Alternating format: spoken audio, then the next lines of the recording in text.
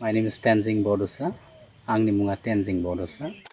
दिनै थैनाय हा, बालि हा, अन्थाइ हाखौ अन्थाइ हायावबो जोङो दिनै गोरान बिलाइ, गोथां बिलाइ, जाबोर माखासे गोबोर जुदि बाहायबाय थायोबा जोङो लासै मोजाङै जोङो बे अर्गेनिक आबादखौ बबे समनिफ्राय मावजेनदोंमोन?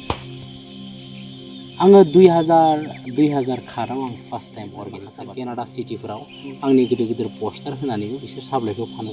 सुपार मार्केटफोराव आंनि पस्टार लगायना फानो। मोनसे पस्टारखौ बिसोरो 16,000 18,000 होयो सिटियाव पस्टार। आबादारिफोरखौ आदाया मा मोनसे मोजां मेसेज होनो सानो?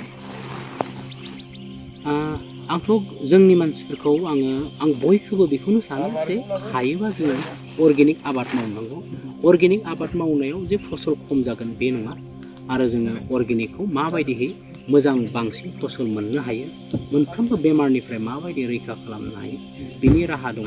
आरो बिनि माबाफोर जुदि सोलोंथाइ नांगौबा आंनि बागानाव आंखौ जगाजग खालामनानै आंनि बागानाव फैनो हायो। बागानाव फैयोबा आङो मोनसे सम लानानै ट्रेन आप खालामनो हायो आरो गामि वाइसआवबो लेंहरनानै बा आन्चलिक वाइसआव लेंहरनानैबो आंनिफ्राय माखासे अर्गेनिक आबाद मावनायनि आदब खायदाखौ सोलोंनानै लानो हायो। नोंथाङाथ' गोबां आबादारिफोरखौ माने ट्रेन खालामबाय।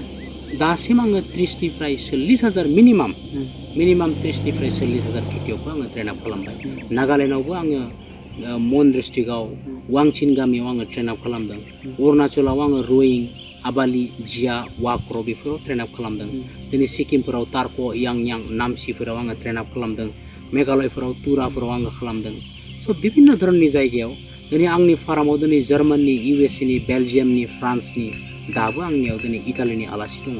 दा बेफोरबायदिनो गासै वर्ल्ड कमिउनिटिसफोरा फैनानै अर्गेनिक आबाद मावनायनि सोमोन्दै बिसोरो आङो सोलोङो।